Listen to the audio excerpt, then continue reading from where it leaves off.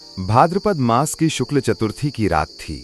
आसमान में सफेद चांद शरद ऋतु की तरह चमक रहा था। गांव का एक किशोर अनिल छत पर बैठा था। दादी ने उसे चिताया था, बेटा आज चांद मत देखना वरना कलंक लगेगा। अनिल हंसकर बोला, दादी चांद देखने से भला कोई कलंक कैसे लग सकता है। दादी ने गंभीर होकर कहा, तब सुनो इसके पीछे की कथा। बहुत समय पहले गणेश जी अपने छोटे से वाहन मूषक पर सवार होकर चल रहे थे। रास्ते में अचानक मूषक के सामने एक सांप आ गया। डरकर मूषक उछला और गणेश जी गिर पड़े। उनके पेट में भरे लड्डू इधर उधर बिखर गए। गणेश जी उठे और हंसते हुए सांप को पकड़कर अपनी कमर में लपेट लिया। फिर वे लड्डू समेटकर आगे बढ़ने लगे। ये दृश्य देखकर आकाश में बैठे चंद्रमा खिलखिलाकर हंस पड़े।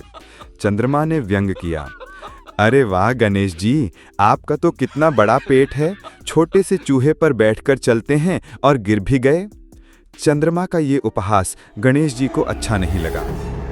उन्होंने क्रोधित होकर शाप दिया, हे चंद्र, तुम्हारे गर्व और अहंकार का यही दंड है।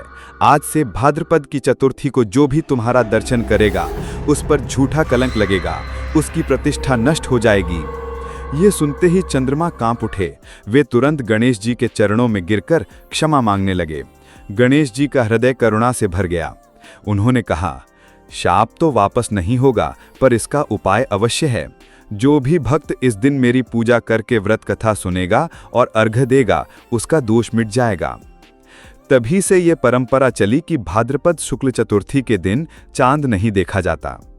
अनिल की दादी ने ये कथा सुनाई और आगे कहा, बेटा इसीलिए आज चांद देखने से बचते हैं।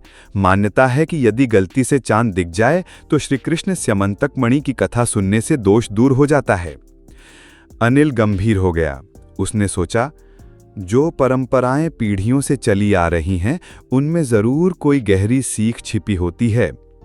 उस रात अनिल ने आकाश की ओर देखने की बजाय दादी संग बैठकर गणेश जी की आरती की। उसके मन में प्रश्न नहीं बल्कि श्रद्धा थी। आज भी जब भाद्रपद की चतुर्थी आती है, गांव के लोग चांद से मुंह मोड़कर गणेश जी की ओर देखते हैं, क्योंकि उन्होंने सीखा है कि सच्ची प्रतिष्ठा उपहास से नहीं, श्रद्धा और संयम से मिलती है।